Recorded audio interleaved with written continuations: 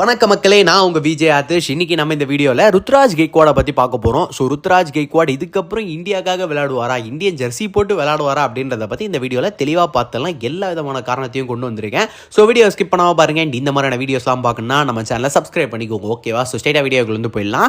விஷயம் என்ன அப்படின்னு பார்த்தீங்கன்னா, ருத்ராஜ் கெய்க்வாட் அப்படின்ற பேர் நம்ம எல்லாருக்கும் எப்போ தெரிய வந்தது? இல்லை, நான் தெரியாமல் தான் கேட்குறேன், எப்போ தெரிய வந்தது? ஓகே, தெரியாதவங்களுக்கு நான் சொல்கிறேன், தெரிஞ்சுக்கோங்க. நம்மளால் வந்து எந்த ஒரு சீசன் வந்து பிளே ஆஃபுக்கு போக முடியல அப்படின்னு இருந்ததோ, அப்போ டீமில் ருத்ராஜ் கெய்க்வாட் இருக்கும்போது ஓகே இந்த மேட்சஸ் எல்லாம் நீங்கள் யூஸ் பண்ணிக்கோங்க அப்படின்னு சொல்லிட்டு இவருக்கு ஜெகதீசனுக்குலாம் வந்து கொடுத்தாங்க. அண்ட் அப்போ நம்ம ருத்ராஜ் கெய்க்வாட் சூப்பராக வந்து யூட்டிலைஸ் பண்ணிக்கிட்டு அந்த ஒரு மெச்சோர்டான ஒரு கேம் பிளே அங்கே கொடுத்து அந்த ஒரு ரன்ஸ் ஒரு 30 ரன்னாக தேத்தி எடுத்துகிட்டு போகிறதா இருக்கட்டும், ஒரு 60 ரன்னாக தேத்தி எடுத்துகிட்டு போகிறதா இருக்கட்டும், இது எல்லாமே வந்து அவருக்கு ஆப்பர்ச்சுனிட்டி கொடுக்கும்போது யூஸ் பண்ணார். அண்ட் அதை தான் வந்து பார்த்தீங்க அப்படின்னா சிஎஸ்கே பார்த்துட்டு ஒரு சீசன் வந்து ஓப்பனராக இறக்கி விட்டாங்க. அண்ட் அங்கே இவரோட பர்ஃபார்மன்ஸ் திருப்பியும் நல்ல ஒரு பர்ஃபார்மன்ஸாக கொடுத்து நல்லா அங்கே இவரோட அந்த ஒரு ஸ்கில்ஸ் எல்லாம் எடுத்து வந்து ப்ரூவ் பண்ணார். அண்ட் ப்ரூவ் பண்ணோடனே ஓகே அப்படின்னு சொல்லிட்டு அவருக்கான அந்த ஒரு ஸ்லாட் ஓப்பனிங்கில் வந்து ஃபிக்ஸ் ஆகினாங்க. ஃபிக்ஸ் ஆகினோடனே இவருமே ஒரு சீசன் வந்து ஆரஞ்ச் கேப் வந்து அடித்தார். ஃபேஃப் டு பிளஸஸாக இருந்தாலும் சரி, டெவான் கான்வேவாக இருந்தாலும் சரி, அவங்களோட அந்த ஒரு பிளேயராக அடாப்ட் ஆகி அந்த ஓப்பனிங் ஸ்லாட் வந்து ஃபிக்ஸ் பண்ணி நல்ல ஒரு பார்ட்னர்ஷிப்பை தேத்தி எடுத்துகிட்டு போகிறதா இருக்கட்டும், இந்த மாதிரியான விஷயங்கள்லாம் வந்து பண்ணி அந்த ஒரு காமன் கம்போஸ்டாக இருக்க அந்த ஒரு நேச்சர் இருக்குல்ல, அண்ட் கேமை பார்க்குற ஒரு விதம், ஒரு பெர்ஸ்பெக்டிவ்னு ஒன்று இருக்குல்ல, இதெல்லாமே வச்சு பார்த்து ஓகே டோனிக்கு அப்புறம் நாங்கள் வந்து உன்னை தான் கேப்டனாக பார்க்க போகிறோம் அப்படின்னு சொல்லி சிஎஸ்கே மேனேஜ்மெண்ட் சொல்லி அண்ட் போன சீசன் வந்து பார்த்தீங்க அப்படின்னா ருத்ராஜ் கெய்க்வாடை கேப்டன் ஆக்குனாங்க. எடுத்தோடனே டீமில் எடுத்துகிட்டு வாப்பா இந்த ஓப்பனர் ஆகு, இந்தாப்பா கேப்டன் ஆகு அப்படின்லாம் சிஎஸ்கே கொடுக்கல. இந்த மாதிரி உட்கார வச்சு அப்புறம் ஒரு ஆப்பர்ச்சுனிட்டி கிடைக்கும் போது அதை சூப்பராக ஷார்ப்பாக தேதி எடுத்துகிட்டு வந்தவர் தான் ருத்ராஜ் கெய்க்வாட். ஆப்வியஸாக போன சீசனில் நல்லா கேப்டன்சி பண்ணார். இது நான் சொல்லுவேன், எத்தனை பேர் அக்செப்ட் பண்ணுவீங்க அப்படின்னு வந்து தெரியல. நிறைய பேர் இப்போ கூட என்ன சொல்லலாம்னா, என்ன நல்ல கேப்டன்சி, போன சீசன் பிளே ஆஃபுக்கே வரல, தெரியும்ல அந்த ஆர்சிபி மேட்ச்லாம் ஞாபகம் இருக்குல்ல அப்படின்னு கேட்பீங்க. அந்த மாதிரி ஆட்களுக்கு நான் சொல்ல வேண்டிய விஷயம் என்ன பண்ணா, பிளே ஆஃப் அப்படின்றதெல்லாம் தாண்டி ஒரு மேட்ச் எப்படி போகுது, அந்த மேட்ச் எப்படி ஹேண்டில் பண்ணுறாரு, அந்த ப்ரெஷர் எப்படி ஹேண்டில் பண்ணுறாரு, டீமை எப்படி கண்ட்ரோலில் வச்சிருக்காரு, டீம் எப்படி மேனேஜ் பண்ணுறாரு, இது எல்லாமே வந்து கேப்டன்சியில் வந்து வரும். அண்ட் இந்த கேப்டன்சி ப்ரெஷர்லாம் தாண்டி ஒரு இண்டிவிஜுவலாக அந்த ஒரு கேம் விளாடுறதுமே வந்து பார்த்தீங்க அப்படின்னா எல்லாமே அந்த ஒரு விஷயத்தில் வந்து அடங்கும் அப்படின்னு வந்து சொல்லலாம். அது எல்லாத்துலேயுமே ருத்ராஜ் கெய்க்வாட் போன வருஷம் சூப்பராக வந்து பண்ணார். உங்களுக்கு இன்னொரு விஷயமும் சொல்லட்டா, நிறைய இன்ஜுரிஸ் இருந்தது, நிறைய ரீப்ளேஸ்மெண்ட் இருந்தது. ஒரு டேரில் மிச்சல், ரச்சின் ரவீந்திரா இவங்கெல்லாம் ஷார்ப்பாக புதுசாக வந்து டக்குன்னு வந்து அந்த ஒரு டீமுக்கு வந்து வந்தவங்க. அவங்கள வச்சு நீங்கள் அந்த ஒரு விஷயத்தை டக்குன்னு எக்ஸ்ட்ராக்ட்லாம் பண்ண முடியாது. அவங்க வந்து கேமை புரிஞ்சுக்கணும். ஒரு ரச்சின் ரவீந்திராலாம் ஐபிஎலுக்கு புதுசாக வராரு அப்படின்ற ஒரு சுச்சுவேஷனில் பார்த்து ஹேண்டில் பண்ணுற நிறைய விஷயங்கள் வந்து இருந்தது. ஸோ அது எல்லாமே ஹேண்டில் பண்ணி எடுத்துகிட்டு போனார். எனக்கு தெரிஞ்சு இன்னும் ஒரு மேட்ச், ஒரு ப்ராப்பரான ஒரு மேட்ச் ஒழுங்காக ஜெயிச்சிருந்தால் பார்த்தீங்க அப்படின்னா நம்ம பிளே ஆஃபுக்கு வந்து போயிருப்போம். சரி ஓகே, அதெல்லாமே வந்து நம்ம தூக்கி போடுவோம். இப்போ இந்தியாவுக்காக விளையாடுவாரா அப்படின்னு கேட்டால் நம்ம ருத்ராஜ் கெய்க்வாடை பற்றி ஃபஸ்ட்டு ஒரு தெளிவான ஒரு ப்ரீஃப் வந்து பார்ப்போம். ருத்ராஜ் கெய்க்வாட் ஐபிஎல் அப்படின்னு வரும்போது அவரோட ஃபார்ம் வந்து சூப்பராக இருந்திருக்கு.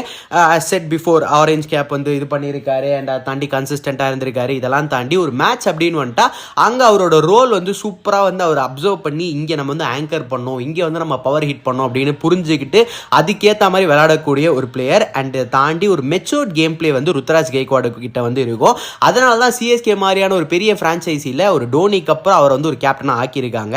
ஸ்பின்னாக இருந்தாலும் சரி, பேஸாக இருந்தாலும் சரி, அது T20 கிரிக்கெட்டில் ரொம்ப ரொம்ப முக்கியமான ஒரு விஷயம். அதை ரெண்டுத்திலுமே வந்து மேனேஜ் பண்ணி ஹேண்டில் பண்ணி சூப்பராக எடுத்துகிட்டு பேலன்ஸாக எடுத்துகிட்டு போகிறதுல ருத்ராஜ் கெய்க்வாட் ஸ்பெஷலிஸ்ட். அந்த ஸ்பின்னாக இருந்தாலும் சரி, பேஸாக இருந்தாலும் சரி, நல்லா விளையாடுவார் அப்படின்றத வந்து சொல்லலாம். அந்த ஒரு அடாப்டபிலிட்டி இருக்கும். எந்த மாதிரியான சுச்சுவேஷனில் எங்கே இறக்கினாலுமே ருத்ராஜ் கெய்க்வாட்னால சூப்பராக வந்து பெர்ஃபார்ம் பண்ண முடியும். அந்த மாதிரி பண்ணியிருக்கவும் செஞ்சிருக்காரு. எஸ்பெஷலி இன்டர்நேஷனல் கிரிக்கெட்லையுமே வந்து பார்த்தீங்க அப்படின்னா எங்கே இறக்கி விட்டாலும் ஓரளவுக்கு அங்கே ரன்ஸை தேத்தி ஓரளவுக்கு அந்த மேட்சை வந்து அடுத்த லெவலுக்கு எடுத்துகிட்டு போயிருக்காரு நம்ம ருத்ராஜ் கெய்க்வாட். சரி ஓகே, ஸ்ட்ரெயிட்டாக நம்ம பாயிண்ட்டுக்கு வரோம் அப்படின்னா, இங்கே வந்து இந்த இந்தியாவோட ஓப்பனிங் ஸ்லாட் அப்படின்றதுல வந்து பார்த்தீங்கன்னா நிறைய பிளேயர்ஸ் வந்து இருக்காங்க. இந்தியாவோட ஓப்பனர்ஸ் அப்படின்னா நம்ம இப்போ டக்குன்னு யாரை சொல்லுவோம், ரோஹித் சர்மாவை சொல்லுவோம், விராட் கோலியை சொல்லுவோம். ஸோ இந்த மாதிரியான பிளேயர்ஸ் எல்லாம் ஃபஸ்ட்டு ஷார்ப்பாக வந்து நிற்பாங்க. கேஎல் ராகுல்லாம் வந்து அந்த இன்னுமே அந்த ஒரு ஸ்லாட்டுக்கு வந்து ஃபிட்டாக இருக்க ஒரு பர்சன் அப்படின்னு வந்து சொல்லலாம். இவங்களுக்கு அடுத்தபடி யங்ஸ்டர்ஸ் அப்படின்னு பார்த்தா சுக்மன் கில்லு, ஒரு ஜெய்ஷ்வால், அபிஷேக் சர்மாலாம் இப்போ ரீசெண்டாக ஒரு பயங்கரமான இன்னிங்ஸ் ப்ரூவ் பண்ணி அதுக்கப்புறம் வந்து அந்த ஒரு இந்தியாக்காக வந்து விளையாடுற ஒரு ஆப்பர்ச்சுனிட்டி வந்து அவர் கிடைச்சிது.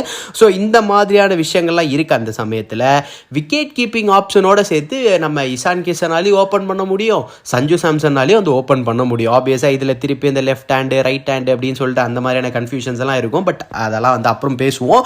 இப்படி இருக்க இந்த ஒரு சமயத்தில் அந்த ஃபஸ்ட் அந்த ஒரு ஓப்பனிங் ஸ்லாட்டுக்கு வந்து பார்த்தீங்க அப்படின்னா ஒரு பயங்கரமான ஒரு ஹெவி காம்படிஷன் வந்து இருக்குது.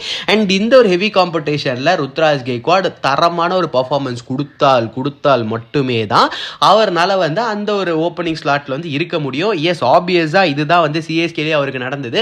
அவரோட அந்த ஒரு ரீசன்ட் ஃபார்மு அதெல்லாம் வந்து பார்த்து அந்த இதெல்லாம் ஒரு விளையாட்டு அவர் விளையாடி அதுக்கப்புறம் தானே அவர் எடுத்துகிட்டு வந்தாங்க உட்கார வச்சு. ஸோ அந்த மாதிரி இவ்வளோ பிளேயர்ஸ் இருக்கும்போது இவ்வளோ பிளேயர்ஸை தாண்டி ஸ்பெஷலாக ருத்ராஜ் கெய்க்வாட் வந்து இருக்கணும். ஆப்வியஸாக நீங்கள் இப்போயே சொல்லுவீங்க அவரோட ஆவரேஜ் என்ன தெரியுமா, இது என்ன தெரியுமா, அவரோட கேம் பிளே எப்படின்னு தெரியுமானா இது எல்லாமே எனக்கும் தெரியும். பட் ஸ்டில் இவங்க எல்லாரோட டிஃப்ரெண்ட்டாக தெரிஞ்சால் மட்டுமே தான் ருத்ராஜ் கெய்க்வாடுக்கு அந்த ஒரு போதுமான ஆப்பர்ச்சுனிட்டிஸ் வந்து கொடுப்பாங்க. இப்பயும் அந்த ஜிம்பாப்வே மேட்சஸ்லாம் வந்து கொடுத்தாங்க. அப்போ அவரோட ஃபார்ம் நல்லா இருந்தது, எல்லாம் ஓகே. பட் இப்போ திருப்பி வந்து பார்த்தீங்க அப்படின்னா கொஞ்சம் அந்த ஒரு கன்ஃபியூஷன் அவரோட கேம் பிளேல அவருக்கே கொஞ்சம் இருக்கும் அப்படின்ற மாதிரி இருந்து தோணுது. ஒரு சில மேட்சஸ் நல்லா பண்ணுறாரு, கம்பேக் கொடுக்குறாரு, திருப்பி எங்கேயோ ஒரு இடத்துல வந்து லைட்டாக சொதப்புற மாதிரி ஒரு ஃபீல் வந்து இருக்குது. ஸோ இந்த மாதிரிலாம் வந்து இல்லாமல் சூப்பரான ஒரு பர்ஃபார்மன்ஸ் வந்து கன்சிஸ்டண்ட்டாக கொடுத்தால் ஒரு பயங்கரமான ஒரு மெச்சோர்டான கேம் பிளே அவரோட ஸ்டைலே கொடுத்தாரு அப்படின்னா ஆப்பர்ச்சுனிட்டிஸ் கண்டிப்பாக வந்து அவருக்கு கிடைக்கும். அதில் எந்த விதமான சந்தேகமும் கிடையாது. அதுதான் சொன்னல இவ்வளோ இது வந்துருக்கு. நீங்கள் அப்பயும் கேட்பீங்க சுக்மன் கில்லோட ருத்ராஜ் கெய்க்வாடுக்கு நல்ல ஆவரேஜ் இருக்குது அப்படின்லாம் சொல்லுவீங்க. கண்டிப்பாக அவங்க 2 பேரை கம்பேர் பண்ணி ஒரு வீடியோ நீங்கள் கேட்கறதுக்காகவே வந்து நான் அப்லோட் பண்ணுவேன். பட் ஸ்டில் சுக்மன் கில்லை பொறுத்தவரையும் அவருக்கான அந்த ஒரு ஹெவி பிஆர் டீம் வந்து இருக்குது. அண்ட் சுக்மன் கில் எந்த காலத்தில் இருந்தோ ஆடி அவரோட பேர் வந்து எப்போல இருந்தோ வந்து தெரிய ஆரம்பிச்சுது. அண்ட் இப்போ இந்தியாவுக்கு வந்து வைஸ் கேப்டனாக இருக்கார். வைஸ் கேப்டன் அப்படின்றது எனக்கே ஒரு பெரிய ஷாக் தான். அஸ்வின் கூட இதை பற்றி சொல்லியிருந்தார். வைஸ் கேப்டன் அப்படின்றது ஓகே, பட் திடீர்னு ரோஹித் சர்மாவோட ஆப்சன்ஸில் வைஸ் கேப்டனை வந்து கேப்டனாக வந்து ப்ரொமோட் பண்ணி ஆடு அந்த கேம் எடுத்துகிட்டு போ அப்படின்னா எனக்கே வந்து ஒரு பெரிய ஷாக் அப்படின்ற மாதிரி வந்து சொன்னார். ஸோ ஆப்வியஸாக அந்த ஷாக்லாம் வந்து இருக்கும். இந்த ஒரு பிஆர் டீம் அப்படின்றலாம் தாண்டி நம்ம சுக்மன் கில்லோட அந்த ஒரு பிராண்ட் வேல்யூ அப்படின்றது எப்போல இருந்தோ அது வந்து பெருசாக வந்து பூம் ஆகிட்டு இருந்தது. பட் இப்போ சிஎஸ்கேக்காக வந்து ஒரு கேப்டனாக இருக்கிற அந்த ஒரு சமயம் தான் வந்து நம்ம ருத்ராஜ் கெய்க்வாடுக்கு அந்த ஒரு பிராண்ட் வேல்யூ வந்து ஏற்றுது, இன்னும் ஏறிக்கிட்டே இருக்கும் அப்படின்னு வந்து சொல்லலாம். அதில் எந்த விதமான சந்தேகமும் கிடையாது. பட் சிஎஸ்கேக்கு கேப்டனாக இருக்கிறதும் வந்து பார்த்திங்க அப்படின்னா இங்கே நிறைய பேருக்கு வந்து அந்த ஒரு வைத்தறிச்சல், பொறாமை, இந்த மாதிரியான விஷயங்கள்லாம் வந்து இருக்கும். ஸோ அதனால் கூட அவருக்கான ஆப்பர்ச்சுனிட்டிஸ் கொடுக்கலாம் அப்படின்னு யோசித்தாலும் அதை அங்கே வந்து ஒரு பாலிடிக்ஸ் பண்ணிடுவாங்க. ஸோ எவ்வளோ விஷயங்கள் இருக்குது. இது எல்லாமே வந்து பார்த்திங்கன்னா இந்த ஐபிஎல் 2025 தான் வந்து பார்த்திங்க அப்படின்னா ஒரு பெரிய வெளிச்சத்துக்கு வந்து வரணும். இங்கே நம்ம கேப்டனாகவும் சரி, ஒரு பிளேயராகவும் சரி, ஒரு இண்டிவிஜுவலாக சரி, ஒரு பயங்கரமான ரெக்கார்டில் ஒரு பயங்கரமான ஒரு கேம் பிளேவை கொடுத்தாரு அப்படின்னா கண்டிப்பாக இந்த வருஷம் 2025 நம்ம திருப்பி வந்து அந்த இந்தியன் ஜெர்சியில் போதுமான ஆப்பர்ச்சுனிட்டிஸ் கொடுத்து அவரை வந்து டீமில் வந்து விளையாட வைப்பாங்க அப்படின்றதுல வந்து எந்த விதமான சந்தேகமும் கிடையாது.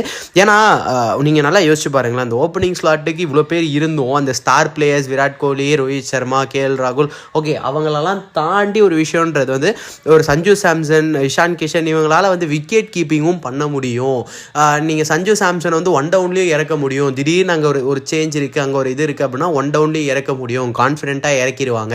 இஷான் கிஷனுக்கும் அதே இது தான். ஸோ நிறைய விஷயங்கள் வந்து இஷான் கிஷனுக்கும் சஞ்சு சாம்சனுக்கும் இருக்குது அப்படின்றதுனால ஆப்வியஸாக அந்த ஒரு ப்ரிஃபரன்ஸ், அந்த ஒரு இது வந்து பார்த்திங்கன்னா அந்த இடத்துக்கு தான் வந்து போகும். கேட்கறதுக்கு கொஞ்சம் கஷ்டமாக இருந்தாலும் எஸ், நம்மளும் சும்மாலாம் கிடையாது. இப்போ ரீசெண்டாக மேட்சஸ்லாம் விக்கெட் கீப்பிங் பண்ணிட்டு தான் இருக்கார் ருத்ராஜ் கெய்க்வாட். பட் இருந்தாலும் அந்த ஒரு ப்ரொஃபஷனல், அந்த ஒரு ஸ்டைல், அந்த ஒரு குவாலிட்டி அப்படின்றது வரணும். இது எல்லாமே வந்து நம்ம இங்கே பேசிக்கிட்டு இருக்கோம் அப்படின்றத தாண்டி ருத்ராஜ் கெய்க்வாடுமே அந்த ஒரு ரேடாரில் வந்து பார்ப்பாரு, நிறைய விஷயங்கள் வந்து அப்சர்வ் பண்ணியிருக்கலாம். இதுக்கப்புறம் அவரும் வந்து ஒரு பெரிய கம்பேக் கொடுப்போம் அப்படின்ற ஒரு பிளானில் இருப்பார். நம்மளும் பார்ப்போம் என்ன நடக்க போகுது அப்படின்னு சொல்லிட்டு. ஸோ இது மாதிரி வீடியோஸ்லாம் பார்க்கணும்னா மறக்காம நம்ம சேனலை சப்ஸ்கிரைப் பண்ணிக்கோங்க.